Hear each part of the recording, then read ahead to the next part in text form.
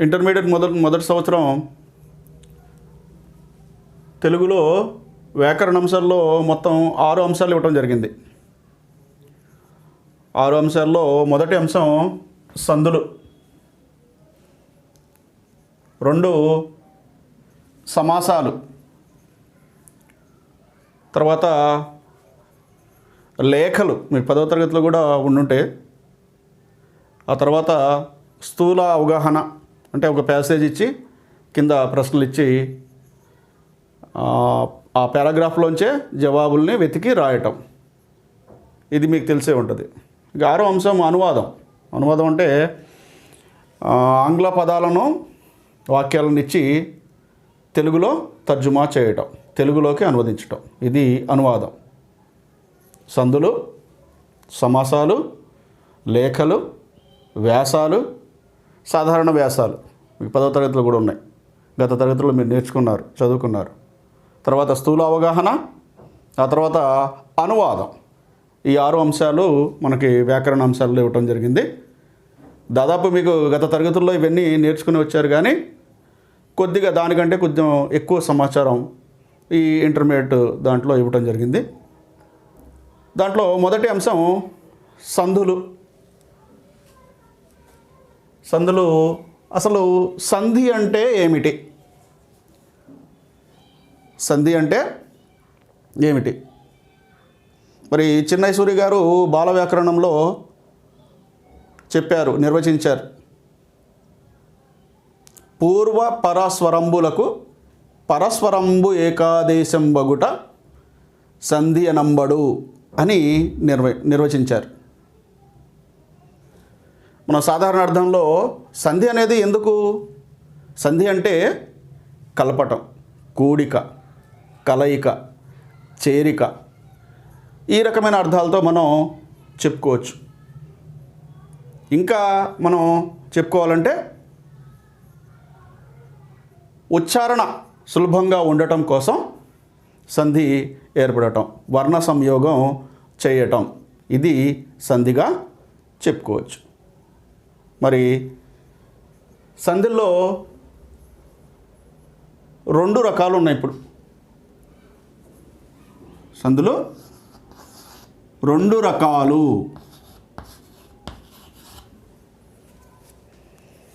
మనకి పాఠ్యాంశాల్లో మన ఇంటర్మీడియట్ సంబంధించి సిలబస్ ఇచ్చిన దాంట్లో ఒకటి సంస్కృత సంధులు,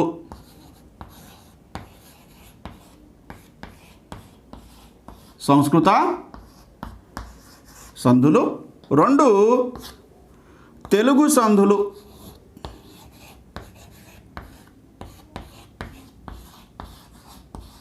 తెలుగు సంధులు. మరి సంధి అంటే ఏమిటో తెలుసుకున్నాం. కూడిక, కలయిక, చేరిక లేదా 2 పదాలని కలపటం, ఉచ్చారణ సరళంగా ఉండటానికి ఆ 2 పదాలని కలిపే క్రమంలో సంధి ఏర్పడటం జరుగుతుందని చెప్పుకున్నాం. మరి ఈ సంధుల్లో 2 రకాలు సంస్కృత సంధులు, తెలుగు సంధులు. సంస్కృత పదాలకు చేసే సంధి సంస్కృత సంధి, అలాగే తెలుగు పదాలకు సంధి చేస్తే అది తెలుగు సంధి.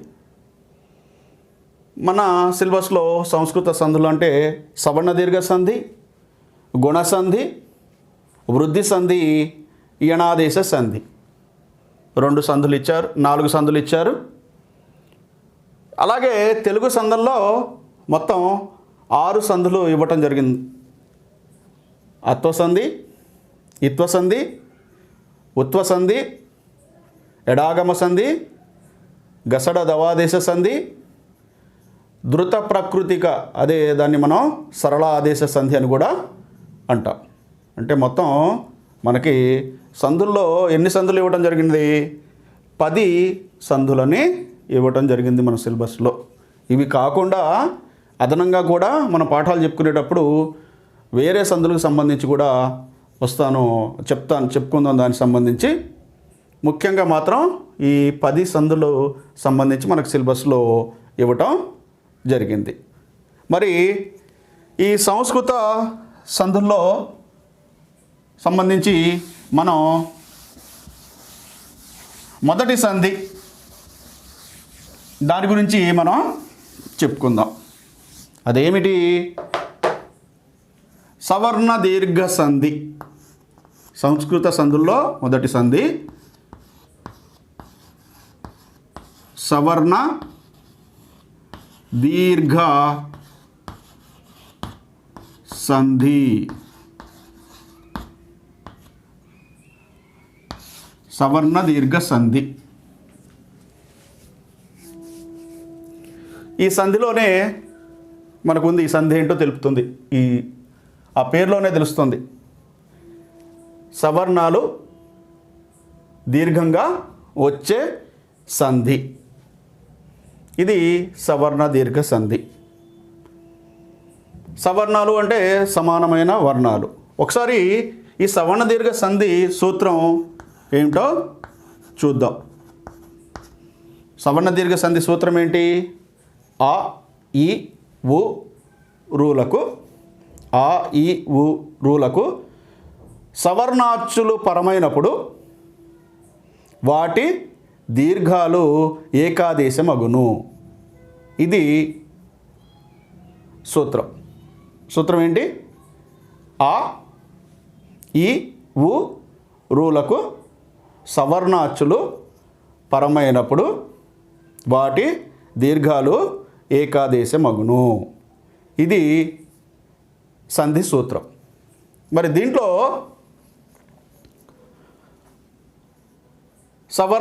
సవర్ణాచ్చులు అంటే ఏంటి? సమానమైన వర్ణ అచ్చులు. అలాగే ఇది చెప్పుకునే ముందు చిన్నైసూరి గారు బాల వ్యాకరణంలో చెప్పారు కదా, పూర్వస్వరం పరస్వరం అనే సంబంధించి. అది కూడా ఇది చెప్పుకుంటూ దాన్ని చెప్పుకుందాం.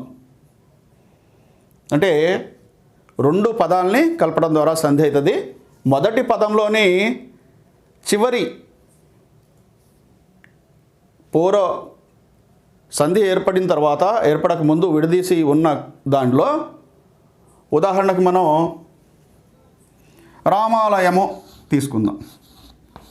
రామ ప్లస్ ఆలయము. ఇది పూర్వపదంలోని దీన్ని ఈ భాగాన్ని పూర్వపదమని, అలాగే ఈ భాగాన్ని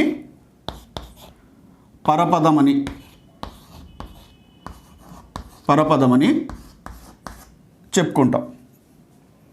ఇది ఆలయం వేరు, రామ వేరు. రాముని ఆలయం. రామ ప్లస్ ఆలయము. దీంట్లో పూర్వపదంలోని చివరి అక్షరం, అలాగే పరపదంలోని మొదటి అక్షరం, ఈ రెండిటి మధ్య సంధి జరుగుతుంది. ఇది పూర్వస్వరం పరస్వరం అంటారు దీన్ని. ఈ పూర్వపదంలోని చివరి అక్షరాన్ని ఉన్న దాంట్లో దీన్ని పూర్వస్వరం అని, రెండవ భాగంలోని మొదటి అక్షరాన్ని అచ్చుని తీసుకుని పరస్వరం. పూర్ణ పర స్వరంబులకు పరస్వరంబు ఏకాదేశం బగుట సంధి అనబడు అని చెప్పేసి చిన్నైసూరి గారు నిర్వచించారని మనం చెప్పుకుందాం. సరే, పూర్వస్వరం పరస్వరం అని ఏంటి తెలుసుకోవడం జరిగింది. ఇప్పుడు దీంట్లో మనం సవర్ణ దీర్ఘ సంధి దీనికి సంబంధించి కూడా ఈ ఉదాహరణలో మనం చెప్పుకోవచ్చు.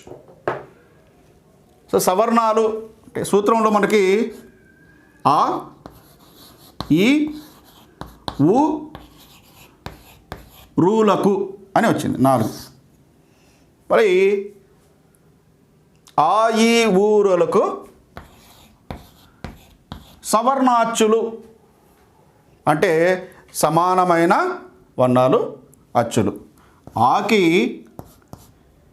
సమానమైన వర్ణాలు ఏంటవి? ఆ ఆ. అలాగే ఈకి ఈ ఈ.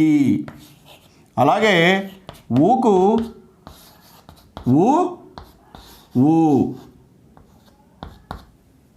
అలాగే రూకి రు రూ ఇవి సమానమైన వర్ణాచ్చులు. మరి ఆ ఈ ఊరులకు సవర్ణాచ్చులు పరమైనప్పుడు వాటి దీర్ఘాలు ఏకాదేశం మగును. అంటే ఆ రెండు కలిసి దీర్ఘంగా వచ్చి కలిసి వస్తుంది ఆదేశంగా అని, అదే సవర్ణ దీర్ఘ సంధి. ఇప్పుడు దీంట్లో మనం చూద్దాం. ఉదాహరణ రామాలయము అని తీసుకున్నాం. రామాలయము, రామ ప్లస్ ఆలయము. మాలో ఏముంది? ఆ వర్ణం ఉంది. అలాగే దీనికి సమానమైన వర్ణం ఏం చెప్పుకున్నాం? ఆగాని ఆగాని అని చెప్పుకున్నాం. ఇది ఆ వచ్చింది. అంటే ఇక్కడ సమానమైన వర్ణము వచ్చి ఈ సంధి పదం ఏం జరిగింది? రామాలయము.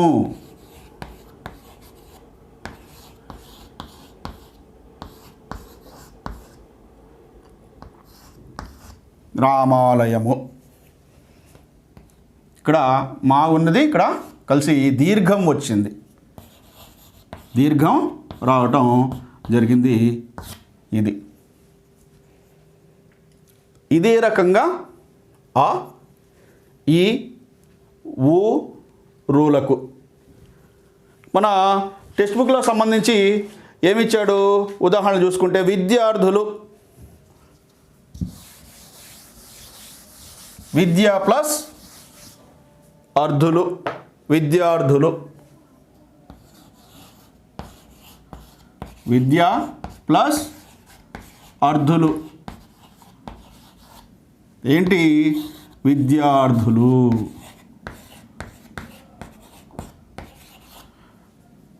దీంట్లో ఏముంది?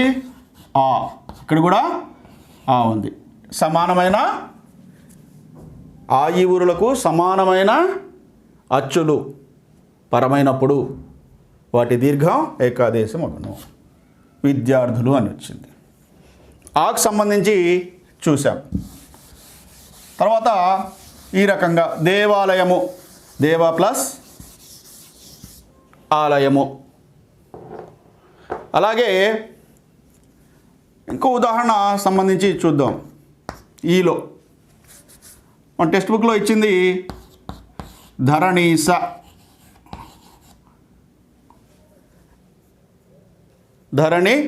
ధరణీస. దీన్ని ఏ రకంగా? ధరణి ప్లస్ ఈశ. చూడండి, ఇక్కడ ఈ వచ్చింది. సమానమైనది ఈ. ఈకి సమానమైన అచ్చులేంటి? ఈ రెండు సమానమైన అచ్చులు. ఇక్కడ ఏమైంది? దీర్ఘం రావటం జరిగింది. అలాగే ఇంకొక ఇది తీసుకుడు, కవీంద్రుడు.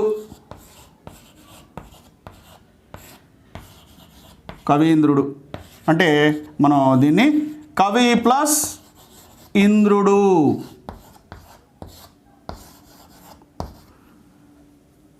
దీంట్లో ఈ అనే వర్ణం ఉంది, అచ్చుంది, ప్లస్ ఈ రెండు కలిపి ఏమైంది?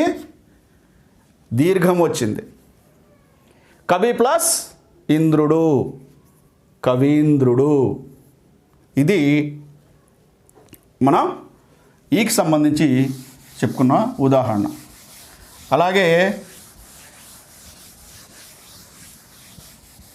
ఊ సంబంధించి కూడా ఒక ఉదాహరణ తీసుకుందాం. భానుదయము.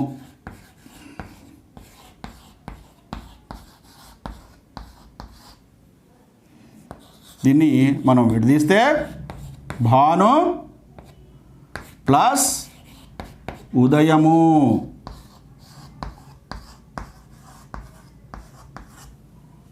దీంట్లో ఊ, ఇది ఊ. నూలో ఆ వర్ణానికి ఊ అనే అచ్చు కలిపితే ఆ హల్లుకి ఊ అని వచ్చింది. ఊ. ఇక్కడ ఏమైంది? ఊ దీర్ఘం కదా. భానుదయము. అలాగే మన పుస్తకంలో ఇచ్చిన ఉదాహరణ చూస్తే గురూపదేశం ఏమిచ్చాడు? గురూపదేశం. గురు ప్లస్ ఉపదేశం. చూడండి, దీంట్లో ఊ ఉంది, ఇక్కడ ఊ. ఆ ఈ ఊరులకు సవర్ణాచ్చులు పరమైనప్పుడు వాటి దీర్ఘం ఏకాదేశం అగును. ఊ ఊ పరమైంది, ఏమో ఏర్పడింది? గురూపదేశం. ఇది అర్థమైంది కదా? సవర్ణ దీర్ఘ సంధి సంబంధించి పరీక్షల్లో కనీసం ఇచ్చే 8 వాటిల్లో 2 అయినా ఇవి ఇస్తూ ఉంటాడు. ఇది కానీ గుణసంధికి సంబంధించి కానీ చాలా తేలికైన సంధి. ఇంకొకటి ఏముంది? రు ఉంది. పితృ ప్లస్ రుణము. పితృ ప్లస్ రుణము. ఇదేమవుతుంది? పితృణము.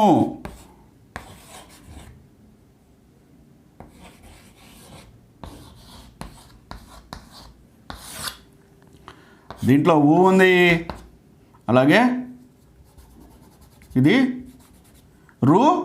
రూత్వం ఉంది. ఇక్కడ ఊకి సంబంధించి ఇందాక చెప్పుకున్నాం కదా, ఇక్కడ రూత్వం ఉంది, ఇక్కడ రూ ఉంది.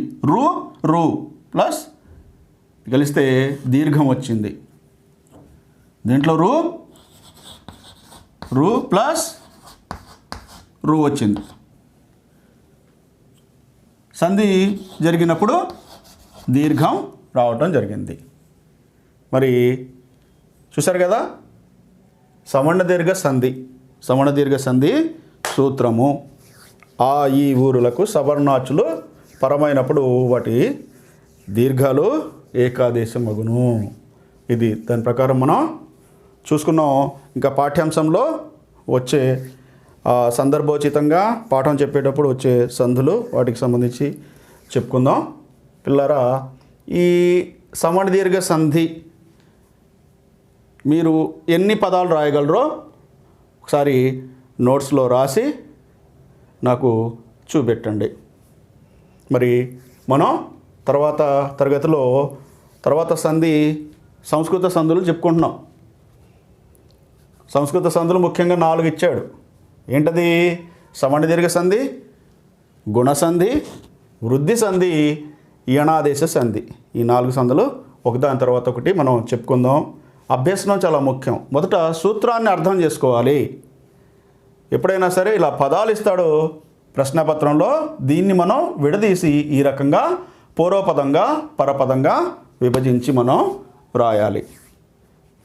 కాబట్టి బాగా అభ్యసనం చేయండి. మీకు ఈ పదం ఇది సవర్ణ దీర్ఘ సంధి అనుకున్నది మీరు టెక్స్ట్ బుక్లో చూసి కానీ గత తరగతుల్లో పదాలు తీసుకున్నా పర్లేదు. సవర్ణ దీర్ఘ సంధికి ఎన్ని పదాలు మీరు రాయగలరో అన్ని పదాలు రాసి నాకు చూపెట్టండి. సెలవు.